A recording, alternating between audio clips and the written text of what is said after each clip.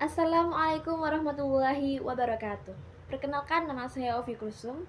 Saya di sini akan membahas tentang problematika pendidikan dan solusi apa yang ditawarkan oleh seorang ahli pendidikan, dan di sini saya akan memberikan opini atau pendapat tentang solusi yang ditawarkan oleh ahli pendidikan tersebut. Oke, saya di sini akan membahas tentang sistem pendidikan Indonesia dan apa saja sih yang menjadi permasalahan dalam hal tersebut. Lalu, apa pendapat atau solusi yang ditawarkan oleh seorang ahli pakar pendidikan? Nah, salah satu permasalahan yang terkait dengan sistem pendidikan adalah seperti yang diberitahukan oleh seorang ahli pendidikan, yaitu Ki Hajar Dewantoro, di mana pada masa kolonial pendidikan di Indonesia itu hanya menekankan pada pengetahuan tanpa mengajarkan nilai-nilai luhur. Sedangkan jika nilai-nilai luhur itu dihilangkan, maka juga akan menghilangkan budi pekerti yang ada pada anak bangsa, seperti nilai kejujuran, nasionalisme, cinta tanah air.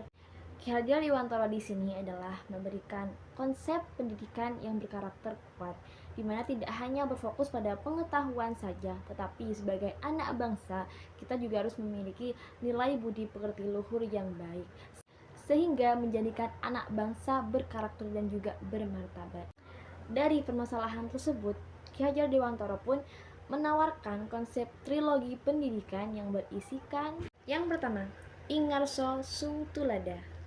Ingarso Sung Tulada ini bermakna berada di depan memberi sebagai teladan, yang artinya sebagai seorang guru ataupun tenaga pendidik, kita harus memberikan contoh yang baik kepada murid-muridnya, karena bisa dilihat bahwa perilaku seorang anak didik atau peserta didik itu dipengaruhi oleh guru. Jadi sebagai seorang guru juga harus introspeksi diri, apakah dia sudah memberikan penanaman nilai moral yang baik dan juga pendidikan yang baik, yaitu dengan cara guru harus bersikap memberikan contoh sikap sopan santun, bertutur kata baik, atau berperilaku sopan terhadap sesama manusia, seperti itu. Jadi tidak hanya sebatas mengajarkan ilmu pengetahuan, tetapi juga mengajarkan sopan santun atau nilai-nilai budi pekerti luhur. Yang kedua ialah Ing Madya Mangun Karsa, yang artinya berada di tengah, menciptakan peluang untuk berprakarsa. Nah, semboyan yang kedua ini bermakna seorang guru tidak boleh memberikan batasan-batasan antara guru dan murid, atau guru tidak boleh menganggap murid itu berada di bawah gurunya, karena seorang guru itu harus bisa menjadi teman bagi murid-muridnya. Mengapa? Tujuannya adalah agar niat dari seorang anak didik menjadikan guru sebagai panutan itu bisa ditanamkan dengan baik. Mengapa? Hal sekecil apapun yang dilakukan oleh seorang panutan akan menjadi contoh atau acuan bagi seorang peserta didik. Semboyan yang ketiga atau yang terakhir adalah Tutwuri Handayani, yang artinya berada di belakang memberikan dorongan. Makna dari semboyan ini adalah seorang guru harus memberikan motivasi yang positif terhadap anak didik, karena menurut salah satu pakar psikolog bernama Abraham Maslow, dia mengatakan bahwa seorang manusia itu sangat dipengaruhi oleh motivasi. Oleh karena itu, guru harus memberikan motivasi yang baik terhadap siswanya agar mereka dapat mencontoh hal-hal baik yang dilakukan oleh seorang guru. Nah, dengan kata lain, seorang guru itu juga harus mengembangkan, mencari bakat dari seorang peserta didik agar peserta didik dapat mencapai tujuan atau cita-citanya di masa yang akan mendatang. Jadi dipupuk dari mereka berada di bangku sekolah, seperti itu. Nah, dengan solusi yang ditawarkan oleh Ki Hajar Dewantara ini saya sangat setuju, karena hal ini sangat relevan pada masa lalu, masa sekarang maupun masa depan, bahwa pendidikan di Indonesia itu tidak hanya memfokuskan pada ilmu pengetahuan saja, tetapi kita juga harus menanamkan nilai-nilai luhur agar kita sebagai bangsa Indonesia tetap menjaga sikap nasionalisme, gotong royong, jujur. Apalagi di masa sekarang ini, globalisasi sangat berjalan pesat, di mana jaringan tidak ada batasan, sehingga banyak anak muda yang terpengaruh oleh bangsa barat, di mana mereka juga kadang menginginkan sistem pendidikan sama dengan budaya barat, padahal pendidikan di barat itu tidak relevan dengan pendidikan di Indonesia.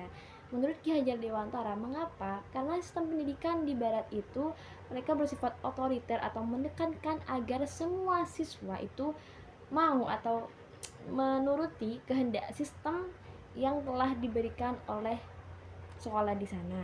Nah, akan tetapi menurut Ki Hajar Dewantara, di negara kita itu adalah bersifat di pendidikan di sini itu bagaimana memanusiakan manusia. Jadi adalah memberikan kebebasan untuk peserta didik dalam memberikan inovasinya, dalam berkreasi. Tidak sama dengan di sana. Di sana itu harus begini begitu, sedangkan di sini kita bebas untuk melakukan hal apapun asalkan kita mampu berkreatif, mengembangkan diri untuk mewujudkan cita-cita yang telah kita impikan sejak dulu. Jadi hal yang ditawarkan oleh Ki Hajar Dewantara ini sangat-sangat memberikan solusi yang baik pada masa lalu, masa sekarang maupun masa depan tetap akan digunakan.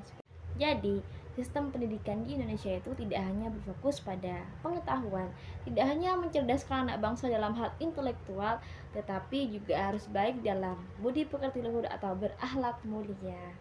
Oke, itu saja pembahasan kita tentang problematika pendidikan dan apa sih solusi yang ditawarkan oleh seorang ahli pendidikan, dan itulah tanggapan saya atau menurut saya tentang hal tersebut.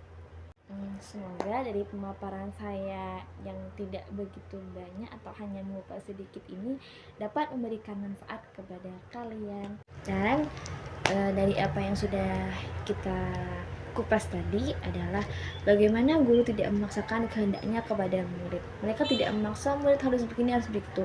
Karena setiap murid atau setiap individu itu memiliki potensi yang berbeda-beda. Sehingga sebagai seorang guru, kita bisa dapat menjadi teman bagi mereka untuk meraih cita-cita mereka menuju masa depan yang baik dan menjadi generasi muda yang berkarakter kuat, berbudi pekerti luhur dan juga berintelektual.